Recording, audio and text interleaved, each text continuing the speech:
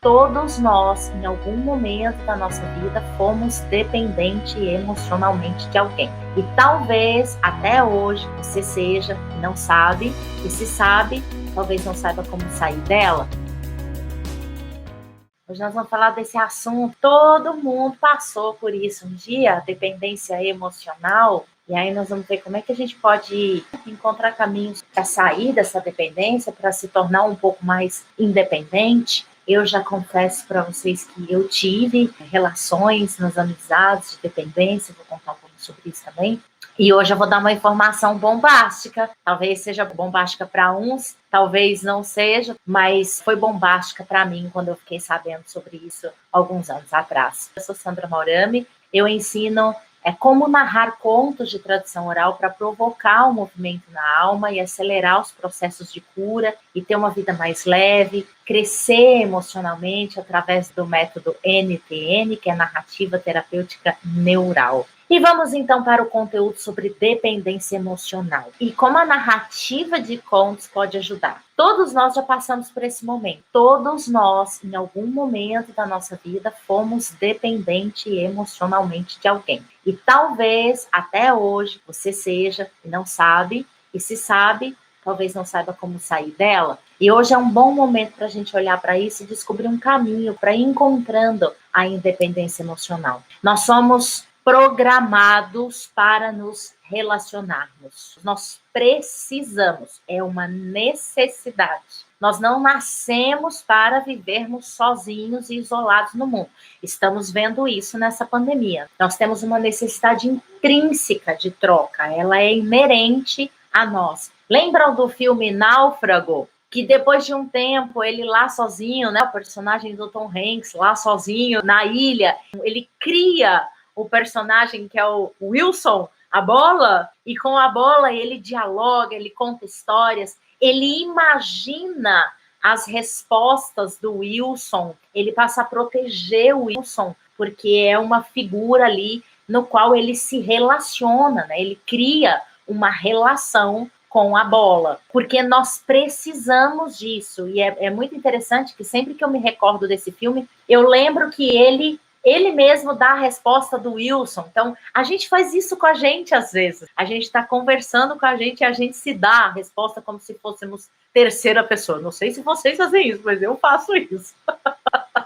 Eu converso comigo como se eu fosse a terceira pessoa. E é incrível como aquela bola vai criando vida para ele. E é através desse diálogo com o Wilson que ele estabelece, dessa relação que ele estabelece com a bola, é que ele vai criando possibilidades de sair dali. Então, nós não conseguimos viver isolados no mundo, sem nos relacionarmos com alguém. Essa ideia da autossuficiência, ela é ilusória. A gente arruma um jeito de nos relacionarmos, seja com um objeto, seja com um animal, mas a dependência emocional, ela vai mais além dessa necessidade intrínseca de relacionarmos. Na dependência emocional, a gente deposita no outro a responsabilidade da nossa plenitude, da nossa felicidade, da nossa alegria. E é lógico que nas relações que a gente estabelece, sejam amorosas, sexualmente amorosas, né, ou sejam amorosas com os nossos amigos, nós encontramos isso, a gente encontra a felicidade, a gente encontra a alegria, a gente encontra a plenitude, mas o outro não é responsável pela nossa vida, pela nossa felicidade.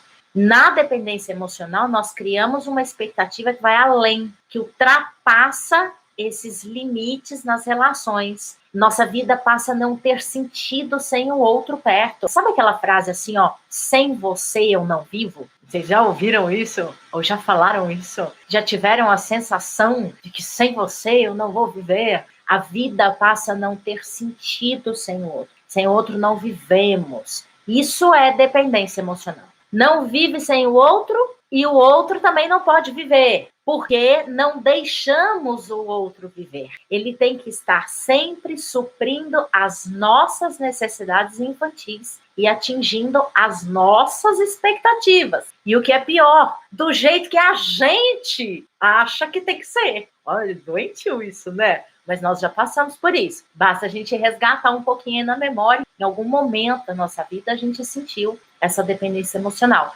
Nem que seja com os pais, mas a gente sentiu. A gente vê muito isso em filmes românticos, onde o casal tem uma dependência que estragam a vida um do outro, porque esse caminho de dependência é estragar a vida, literalmente, e muitas vezes esses romances são idealizados, são vistos como, ai, que lindo, queria um amor assim, e um tá matando o outro, como, por exemplo, naquele filme Nasce uma Estrela, onde todo mundo falou daquele amor lindo, maravilhoso. Será? Ai, que amor lindo que os dois têm. Nossa, o amor é tão grande. Não, não é amor que é grande. É a dependência que passou dos limites. E eu digo passou dos limites porque precisamos do outro. E é saudável reconhecer que precisamos do outro. Precisamos do outro para crescermos, ampliarmos nossos pontos de vista, reconhecer outras formas de viver, de pensar, trocar. Não reconhecer que também precisamos do outro também não é saudável. Essa ideia da autossuficiência, que você pode viver sozinho, isso também não é saudável. Isso também tem relação com uma ferida profunda, porque nós precisamos das pessoas, precisamos nos relacionar para crescermos, para evoluirmos, senão nada tira a gente do lugar que a gente está e vai um pouco mais além. Como eu disse, nós somos programados para nos relacionarmos, então não reconhecer também não é saudável. Se achar autossuficiente é uma ilusão de uma criança. E a gente está vendo isso um pouco agora no lockdown, o quanto foi difícil se isolar, o quanto é difícil, o quanto leva a gente a entrar em contato com dores profundas. O isolamento é um lugar que leva a gente à depressão, porque precisamos sim do outro. Então, precisamos de amigo, eu preciso de amigos, eu preciso dos meus maridos, dos meus maridos, é ótimo. Espero que ele não escute isso.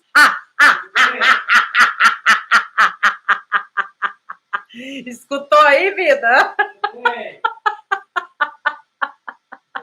Preciso dos meus amigos e preciso do meu amigo, do meu marido. Não para me sentir plena, mas para trocar, para dialogar, para crescer. Sozinhos não crescemos, sozinhos não avançamos. E se fizermos uma retrospectiva na nossa vida, se você fizer aí, você verá que você não fez nada sozinho. Absolutamente nada sozinho. Alguém te disse algo, alguém te facilitou algo, alguém te ensinou algo. Aquela frase, ninguém nunca me ajudou, é mentira. Ninguém nunca me ajudou do jeito que eu queria. Mas dizer que ninguém nunca me ajudou é uma mentira. Ah, mas não fizeram nada por mim, eu tive que fazer. Ok, mas isso também é uma ajuda. E reconhecer isso é fantástico, gente. Te tira do vitimismo, te torna protagonista da sua história. E o que é essa dependência emocional? É a falta de protagonismo da nossa própria vida, das nossas próprias emoções, das nossas próprias ações, das próprias dores. A falta de uma responsabilização da sua parcela de responsabilidade. Falta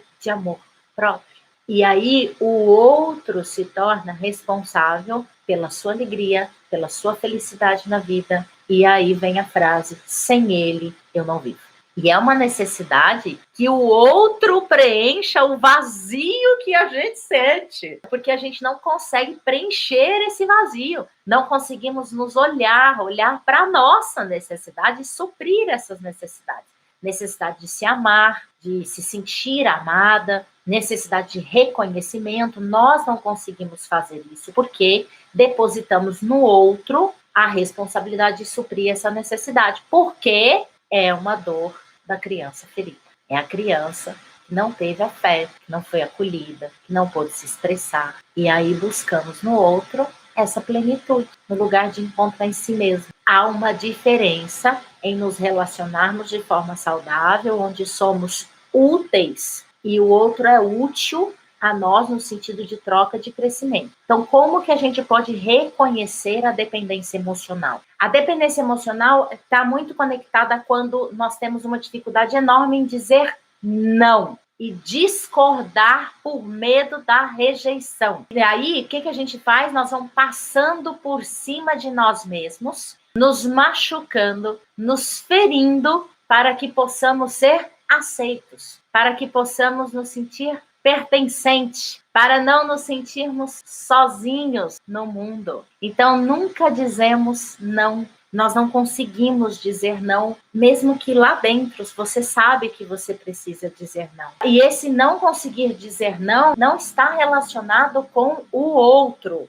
Eu não vou dizer não para o outro, mas sim eu não vou dizer não para o outro por mim. Eu não vou dizer não para o outro porque eu posso ser rejeitada. Pode acontecer também o hábito de fazer tudo pelos outros, mas sempre com o objetivo de sempre manter a pessoa por perto e fortalecer essa dependência, para não perder a conexão e se sentir sozinho. Outra coisa, ciúme exagerado, medo do outro ir, onde você não terá mais controle. No fundo, sabe o que a gente quer quando a gente tem um medo, um ciúme exagerado? A gente quer que o outro vá. No fundo, é o que a nossa alma pede, que o outro vá. Porque somente assim você se liberta. E às vezes desejamos profundamente que a pessoa morra.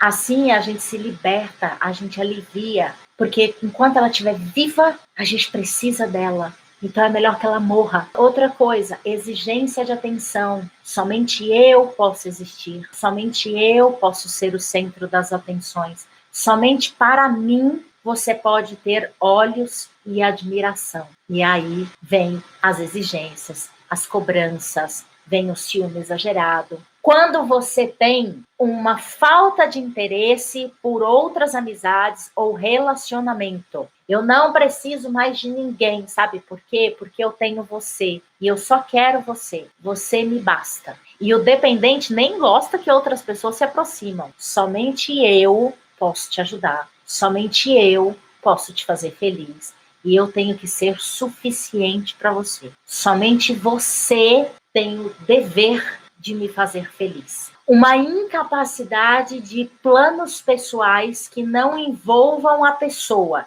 Ou seja, sem você eu não consigo. Sem você eu não quero fazer. Só faço se for junto com você. Só vou se for com você. Só quero se for com você. Lembra dessa música, gente? Só gosto com você, só faço com você. Nem lembro do ritmo dela, mas tinha uma coisa assim. Aqui tem uma coisa interessante. Porque ao mesmo tempo que eu só vou com você, só faço com você, só quero com você, só gosto com você, ao mesmo tempo, você tem que querer, porque eu quero. Então você tem que querer, porque você tem que fazer comigo. Porque se não for com você, eu não me sinto segura. Eu não quero. E aí vem a insegurança e o hábito de ser possessivo e controlador. Em algum momento nós fomos assim na nossa relação. Em algum momento. Nem que tenha sido nas relações com os nossos pais. Nós sabemos o que isso significa. A dependência emocional, ela também está conectada com o medo profundo de errar e assim sermos rejeitados, abandonados, o que faz com que nós não nos sentimos capazes de tomar decisões e realizar ações sozinhas. Há uma forte tendência a depender do outro também para reconhecer as nossas virtudes e realizar os nossos objetivos. E aí nós vamos deixando a nossa vida na mão do outro. Então, para resumir, como é que a gente reconhece dependência emocional? Quando temos uma dificuldade enorme em dizer não e discordar por rejeição, ciúme exagerado, a exigência de atenção, falta de interesse por outras amizades ou relacionamentos, incapacidade de planos pessoais e de realizações que não envolva a pessoa, que você é dependente, insegurança e hábito de ser possessivo e controlador, medo de errar, incapacidade de tomar decisões e realizar ações sozinhas e reconhecimento das nossas virtudes, está tudo na mão do outro. Agora vem a informação bombástica que eu falei para vocês, teria hoje nessa live. Deixa eu ver aqui alguns comentários de vocês. Pode virar um relacionamento até abusivo. A dependência emocional é um relacionamento abusivo. Se eu sou essa pessoa controladora, eu abuso do outro. Eu sou o abusador. Só que aí é que vem a informação bombástica que eu falei para vocês. Talvez vocês já saibam disso, mas quando eu fiquei sabendo disso alguns anos atrás, porque eu vou contar a minha história, onde eu tive sim um relacionamento dependente mas foi de amizade, não foi uma relação amorosa. Eu nunca tive isso com relações amorosas, mas eu tive com um amigo. Quando eu comecei a perceber essa dependência, eu descobri algo. A dependência é uma via de mão dupla, não é uma via de mão única. O que eu quero dizer com isso? Não existe apenas uma pessoa dependente. Os dois são dependentes. Bombástico? Faz sentido? Ou seja, não existe ela ou ele é dependente de mim. Se alguém é dependente de você, você também está na relação de dependência. Você também é dependente. Você pode não agir da maneira que o outro age. Você pode ser aquele que não é controlador. Você pode ser aquele que não é possessivo. Mas você depende do outro, mesmo que seja da dependência do outro. Faz sentido? Mas sabendo disso, não exime você da responsabilidade. Ou seja, mesmo sabendo que o outro também é dependente de você, não diminui a sua responsabilidade de sair dessa dependência. O que não é, dependendo do nível da dependência, o que não é algo fácil, mas também não é algo impossível. Também não é algo muito difícil. É até simples e chega de tão simples chega a ser inacreditável. Não é rápido, mas é simples. Então, quando você diz, ele também é dependente de mim, então tá tudo certo, não está. Uma relação forjada na dependência não é saudável para você, não é saudável para mim. Você sendo ou não a pessoa que consegue fazer, que não consegue fazer nada sozinha, que tem ciúme exagerado, que exige atenção, ou que tem falta de interesse por outras amizades ou relacionamento, se você sendo ou não essa pessoa, você é responsável por sair ou permanecer nessa dependência. Vou dar um exemplo para vocês. Algumas pessoas sentem que precisam manter a sua doença para receber amor. Outras pessoas sentem que precisam cuidar do doente para dar amor. Então, mesmo você estando de um lado ou do outro, é dependência. E para se livrar da dependência, o primeiro passo é ter consciência da dependência e resgatar as possíveis causas que normalmente estão ligadas a essa dependência e que é normalmente, quase sempre, eu até hoje não tive conhecimento de outra razão que não seja essa, está ligado a criança ferida. Está tudo conectado lá. Então, o primeiro passo é reconhecer a dependência e o segundo passo é, se você é um dependente a ponto de sufocar a própria individualidade e não conseguir enfrentar a vida sozinho, o ideal é procurar realmente ajuda profissional de um psiquiatra, de um psicólogo, que vai te orientar na busca pela independência emocional. Mas o que você já pode fazer ao tomar consciência dessa dependência? Começar a identificar qual relação ou quais as relações você está buscando aprovação, que você não consegue fazer nada sozinho, realizar projetos sozinho, não buscar ajuda para aquilo que você não sabe. Deixa eu explicar isso melhor. A primeira coisa é tomar consciência. Então, você vai fazer ali uma busca de quais as relações você percebe que tem um pouco de dependência emocional. E isso não quer dizer que, ao realizar algo sozinho, ao fazer um projeto, ao ter uma ideia ou ao querer algo, não significa que eu não possa buscar ajuda de pessoas que saibam um pouco mais do que eu em determinados assuntos. Veja, equilíbrio novamente, né? Mas aquela sensação de que se a pessoa não estiver com você, você não faz, aí sim isso é dependência. Então, identificar a relação e parar de contar as histórias que você se conta para te manter dependente. Para de contar as historinhas. Mais nada. Não tem mais nada, não. Silencia essa voz do mais e busca ouvir a voz da sua necessidade, de você com você mesmo. Tem muitas vozes na dependência, muitas justificativas, muitos motivos que te mantêm na dependência. São histórias que você se conta para justificar a dependência, para justificar suas ações nas relações, para justificar seu comportamento e principalmente também para justificar o comportamento do outro, para justificar as ações do outro. Então, a primeira coisa é, identificou que é uma relação ali de dependência, para de se contar essas histórias que justificam os comportamentos, sejam seus ou do outro. Conseguiu silenciar e que isso não é uma coisa, pronto, silenciou, acabei, silêncio total. Não, isso é passinho, passinho. Porque aí você vai começar a ouvir as suas necessidades. E qual é a necessidade que você deposita no outro? Quando você começar a perceber qual é a sua necessidade, cara, eu tenho necessidade de se sentir amado, de me sentir amada. Eu tenho necessidade de receber afeto das pessoas. Então eu vou começar a ouvir a minha necessidade. Ao começar a ouvir a minha necessidade, aí eu começo a fazer pequenas ações, pequenas mesmo. Por exemplo, ir numa padaria sozinha. Sei lá, tô dando um exemplo bem pequeno mesmo. Cara, tudo que eu vou fazer, eu quero que a pessoa esteja comigo. Comece a fazer pequenas ações. Escolher um prato para você. Um prato de comida. O que você quer comer? Não, eu como o que você quiser comer. Não, escolha um prato de comida para você. Para te dar prazer. Comece mostrando para você, nas pequenas ações, que você pode. Tem uma vontade de fazer algo que é muito grande e sabe que sem aquela pessoa você se sente incapaz, você se sente insegura, diminua o projeto. Quero começar a fazer lives, por exemplo, mas não me sinto segura sozinha. Preciso de alguém comigo. Abra mão no momento de fazer live. Abra mão e comece com pequenos vídeos de 2 minutos, 3 minutos. Posta, onde você diga algo. Posta uma frase por você, não para obter reconhecimento do outro, mas é porque aquilo faz sentido para você. Por exemplo, viu um lugar na internet, um evento, e você quer fazer, você quer ir lá, mas só se for com a pessoa. Desista do evento. Sim, desista. Abra mão. Comece da sua criança. Passa um creme no corpo para hidratar a sua pele, não para o outro falar que você está cheirosa,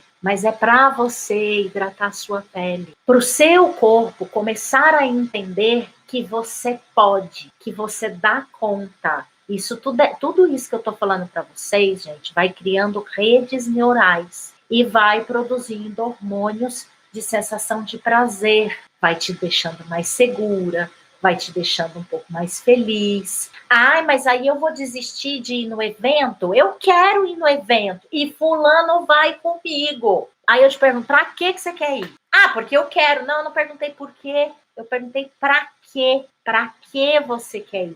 E veja, ir num evento sozinha dá insegurança. É normal. E a insegurança é um sistema de segurança nosso. Sempre vamos sentir insegurança ao fazer algo novo, algo que nunca fizemos. Por mais que eu seja formada em artes cênicas, por mais que eu tenha feito várias apresentações pelo país, por mais que eu tenha contado história em diversos lugares, a primeira vez que eu fui fazer live aqui, eu me senti insegura. Não é um campo conhecido para mim, não era, né? Hoje eu faço com mais tranquilidade, não me sinto insegura, não tenho medo. Só que a primeira vez que eu fui fazer live, eu falei, cara, não vou dar conta de fazer sozinha. Então, o que eu comecei a fazer? Vídeo.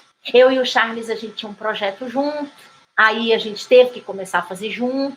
Aí, a primeira vez que eu fui fazer sozinha, eu falei, cara, não tem mais o Charles. Com quem que eu vou dialogar? Ah, é comigo mesmo. Vou dialogar com quem tá aqui. Você entendeu? Você vai diminuindo. Eu vou te contar 2 histórias minhas. Eu sou apaixonada pela Maria Bethânia. É a minha cantora preferida. E quando eu morava em Uberaba, eu tinha 18, 19 anos, eu descobri que ela ia fazer um show em Ribeirão Preto, o show dela, Maricotinha. E eu fiquei louca. E eu tinha um amigo que era muito amigo, que é o amigo que eu era dependente emocionalmente, e ele também gostava muito de Maria Bethânia. Então, o que nós fizemos? Mário, tá rolando lá o show da Maria Bethânia. Cara, vamos! Eu não queria ir sozinha, mas não porque eu estava com medo nem nada. É porque havia ali uma relação onde eu não gostava de fazer nada sem ele. O que eu fiz? Ele não tinha dinheiro, eu também não, mas eu levantei o dinheiro e eu paguei absolutamente tudo para ele. Tudo! Mas não porque eu não queria ir sozinha. Não pelo fato de querer apenas uma companhia, mas pelo fato de uma insegurança profunda de não conseguir fazer isso sozinha. Então eu consegui o dinheiro, paguei tudo, assisti o show de um lugar pior do que eu poderia ter assistido, porque eu precisei pagar para ele e para mim. E sabe o que aconteceu? No dia seguinte, ele foi namorar. Quando ele foi namorar, porque ele tinha um casinho lá em Ribeirão Preto, quem ficou sozinha? Moá. Eu fiquei sozinha. Rapaz, mas eu fiquei possessa de raiva. Eu me senti muito abandonada. Eu fiquei tão triste, mas tão triste, que eu me lembro que eu me arrependi de ter ido ao show. E eu quebrei o pau com ele. Eu joguei na cara dele que eu tinha pago, que ele não devia ter feito isso comigo, que ele não devia ter me deixado sozinha e não sei o que. Então, ou seja, eu exigi que, como eu havia pago tudo para ele, ele era obrigado a ficar de babá. Isso se caracteriza uma relação de dependência. Eu morria de ciúmes dele. Eu vivia dizendo para ele para nós irmos juntos para a França, porque era meu sonho desde criança conhecer a França. E ele já tinha ido. E quando ele dizia vamos, e a gente planejava, a gente imaginava coisas, toda vez que ele desviava dos nossos planos, me causava uma frustração profunda, um sentimento de abandono profundo. E eu fui percebendo essa nossa relação. Eu fui percebendo que havia ali uma dependência, não a um nível avassaladora, nem para mim, nem para ele. Eu sentia ciúmes, mas, por exemplo, quando ele fazia amizade, eu incluía as amizades. Por quê? Eu queria perder ele, então eu incluía as amizades, mas eu sentia ciúmes. Não era um nível no qual eu me fechava para outras relações de amizade. Eu também tinha outras relações de amizade, mas não tinha a mesma conexão que eu tinha com ele. E quando eu comecei a perceber que eu não fazia nada sem ele, eu passei a começar a fazer pequenas coisas sozinha e a desistir das grandes. Por exemplo, eu desisti de ir para a França, porque querer ir para a França com ele me feria mais do que me empolgava, apesar de querer muito. Mas eu vi que desistir era a melhor opção para mim. E eu comecei a fazer pequenas coisinhas sozinha, para mim, para me dar segurança e certeza de que aquilo era bom e que eu dava conta. Aí o que eu fui fazendo? Aumentando as proporções dos projetos e dos afazeres. Eu fui me dando corpo. Então eu fui mostrando para mim que eu era capaz. E aí eu comecei a fazer várias coisas sozinha. A fazer coisa para me dar prazer. Até ao ponto de eu ir num show sozinha.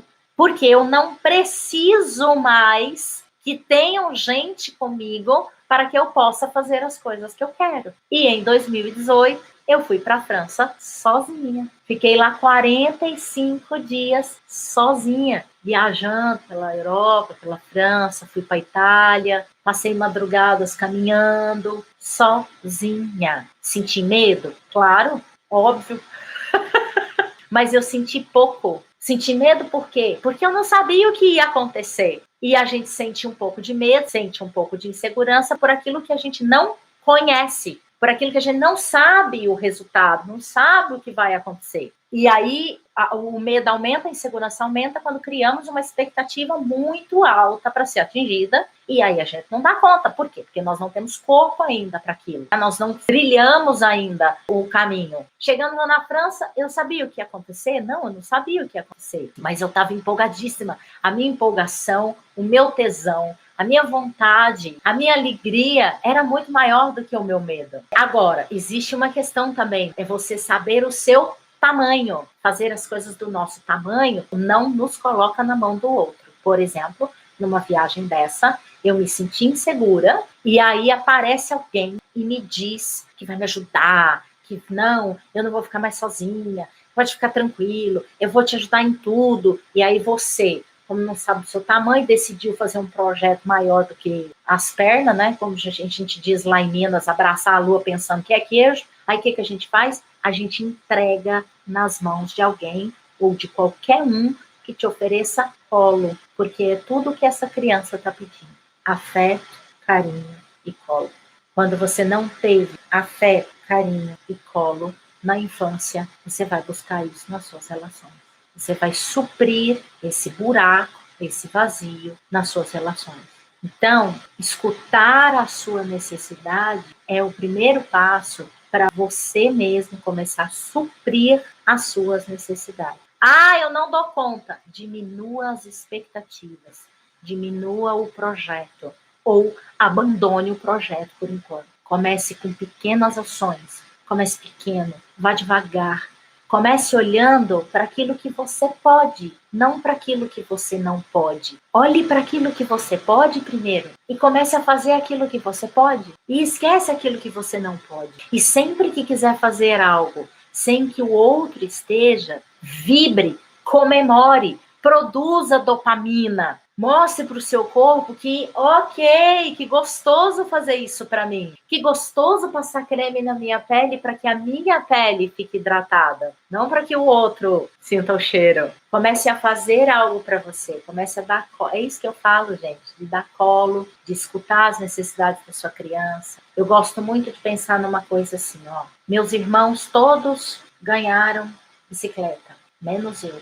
E aí você carrega essa dor a vida inteira. Todo mundo ganhou bicicleta, menos você. Caralho, eu trabalho e compro uma bicicleta para você. Se dá a bicicleta de presente, dá essa bicicleta para sua criança, porque senão você fica carregando essa dor eternamente. E onde que as histórias entram nisso daí? As histórias nos ajudam a ver onde é que está a nossa dependência, onde que nós não conseguimos, onde que nós nos sentimos incapazes. Tudo por meio da conexão que a gente faz com os personagens. As histórias nos ajudam a nos reconhecer, a conhecer as nossas ações, nossos comportamentos, nossas dores, nossas necessidades. E, principalmente, as histórias nos dão caminho, elas nos dão soluções. Então, ela nos mostra também como a gente pode suprir as nossas necessidades. E tenha paciência com o seu processo, tenha paciência com o seu caminho. Nós somos muito apressados, nós queremos a cura da noite para o dia, é imediatista. E a gente quer olhar para o negócio hoje e falar, uau, nossa, foi incrível essa movimentação da alma, tô curada, acabou. Isso não existe. Nós não podemos apressar o processo de cura. Quando se trata de dependência emocional, quando se trata da cura da criança anterior, não adianta termos pressa. Cortes e ossos quebrados só se curam quando o corpo está forte, quando o corpo está capaz de produzir novas células. E não há como forçarmos o corpo a se curar mais rápido, mas há como deixarmos o corpo mais forte. As feridas da alma não se fecham da noite para o dia, assim como as do corpo. Mas também não adianta a gente ficar futucando a ferida. O que é futucar a ferida? É como quando a gente faz um corte na pele, aí toda vez você faz assim, deixa eu ver se tá curado. Vai lá e arranca a casca. Aí toda vez você faz isso, peraí, deixa eu ver se já curou, deixa eu ver se já fechou. Aí você vai lá e arranca a casca. Aí você não vai curar nunca essa ferida. Viu que tá ferido? Viu que tem uma dependência ali? Viu que tem medo de ser abandonado? Viu que tem medo de ser rejeitado? Viu que é uma necessidade de ser amada? Não fica olhando para isso toda hora. Você já viu, você já reconheceu. Agora, faça ações para que vá se curando. Assim como quando a gente faz ferida, a gente passa remédio, a gente assopra, a gente lava, mas a gente não fica futucando para ver se já curou. Então, com base nisso, quais são as pequenas ações que nós podemos fazer para fechar essa ferida? Não ficar lá olhando a ferida em cada meditação, em cada ritual que você vai fazer, a cada instante para ver se você já curou. Não, deixa eu meditar para ver se eu já curei isso. Aí você vai lá, futuca de novo, arranca a casca de novo. Aí o que você faz? Não, ainda não curei. Opa, ainda não curei essa história. Caramba, quando que isso vai curar? Nunca. Você não para de futucar. Por exemplo, uma situação que aconteceu com você trocentos anos atrás e na hora que você conta, dói. E você não para de contá-la. Tretou, relou, oportunidade apareceu, você pá, conta a história. O que você está fazendo? Arrancando a casca da ferida. É isso que você está fazendo. Então, tem uma situação que ao contar te dói, provoca dor, vai curar essa situação primeiro. Vai curar. Vai chegar um momento que você vai até esquecer dela. Aí um dia ela vai surgir na tua cabeça. E na hora que você contar, você vai fazer assim, ó.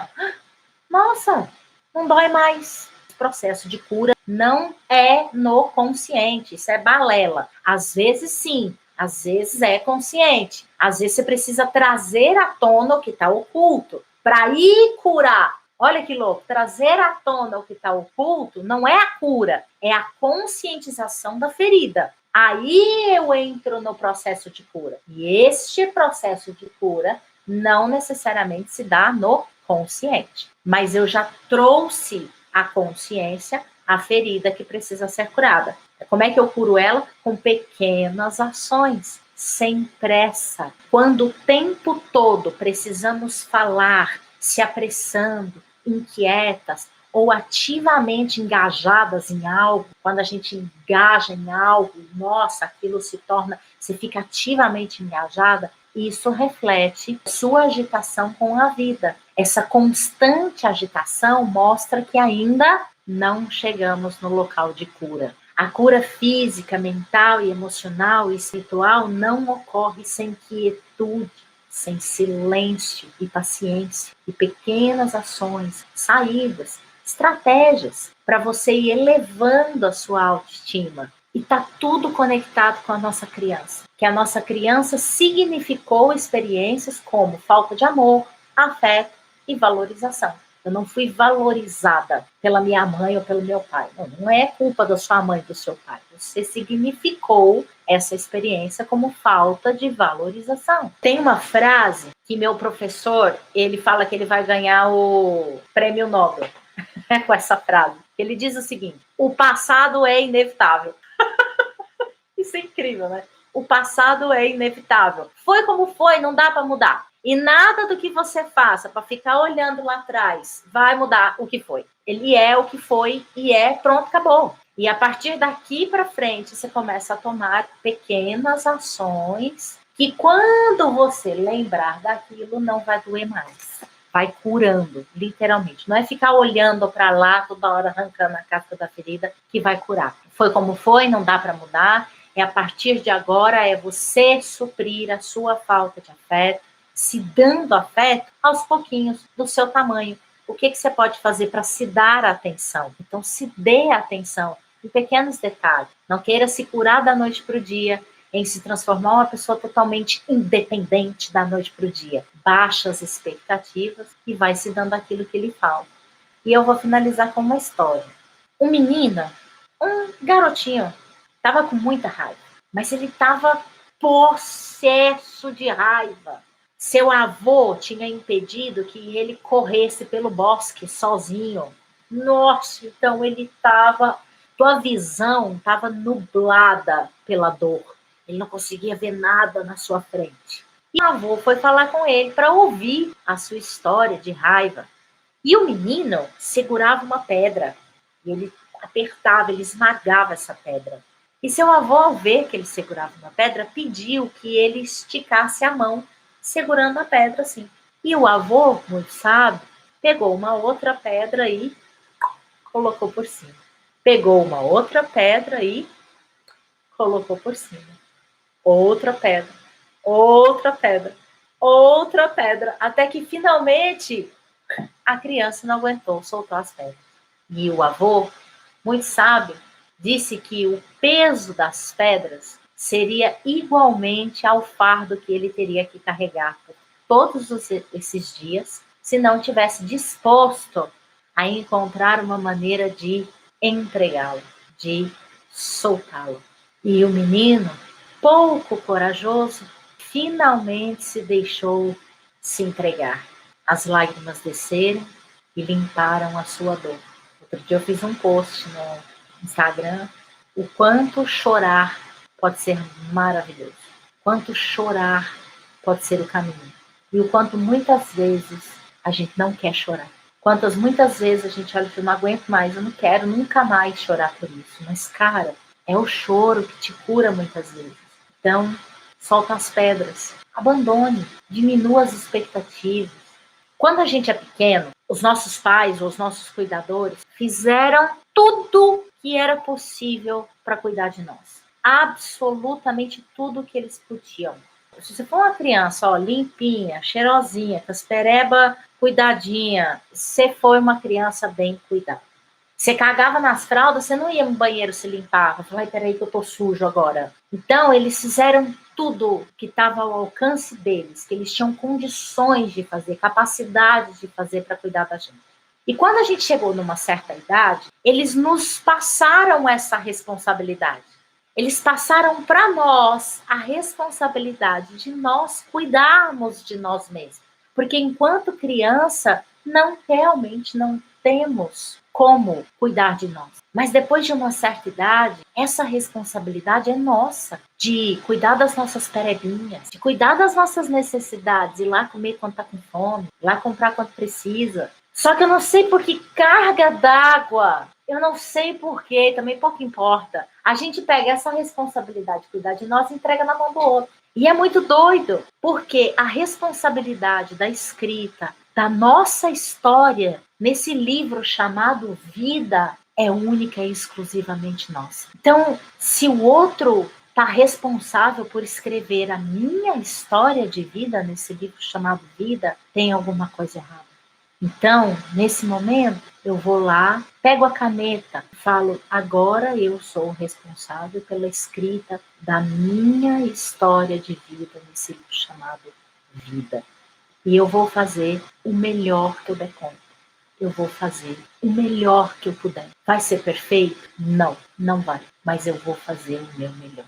E com pequenas ações, você começa a escrever a sua história, se responsabilizando, se conscientizando, pequenininho, devagarinho, porque às vezes nossa criança ainda não ganhou corpo, às vezes nossa criança não cresceu ainda. Então, a nossa criança está tomando a frente, botando na mão do outro a responsabilidade de me amar, de cuidar de mim, de me dar afeto, porque de alguma forma eu sinto que lá na infância eu não tive isso. Então, eu exijo do outro aqui.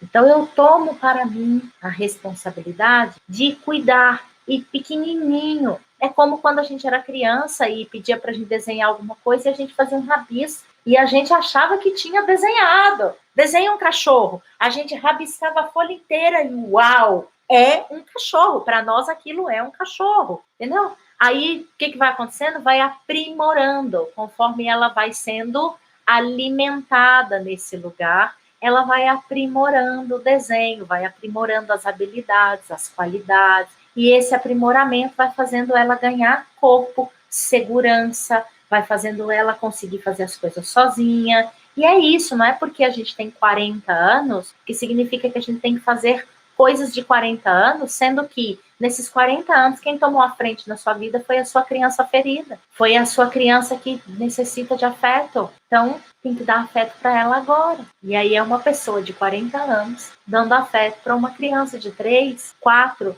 mas essa pessoa de 40 anos ainda não tem corpo, ou seja, tamanho, capacidade para exigir que essa criança faça as coisas com esse tamanho. Hoje eu viro pro meu marido e eu falo assim, amor, vamos dar uma volta? Porque eu quero a companhia dele. E ele fala, não vou. Tá bom, eu vou dar uma voltinha. Eu pego, vou dar uma volta. Uai, só eu quero então dar uma volta? Eu convido porque eu quero a companhia dele, mas se ele não quiser, eu vou do mesmo jeito. Liberdade, você liberta o outro e se liberta. Tem meditações que a gente pode fazer para isso também. Eu vou começar, eu vou desenvolver um canal de meditações dessas questões para a cura da criança ferida, para a libertação da dependência, né, para a gente criar a independência numa plataforma. Ainda é um projetinho pequenininho, estou estruturando ainda, mas eu vou começar. E aí essas meditações, é claro, sempre terão histórias para nos ajudar. Quando você coloca uma história na meditação, você prolonga o processo. Por quê? Porque a história é âncora. E todas as vezes que a pessoa sai daquele estado e ela quer voltar para aquele estado que ela alcançou na meditação, é só ela lembrar da história. E é isso, meus queridos. Beijo no coração. Beijo, beijo, beijo. Obrigada. Até terça-feira.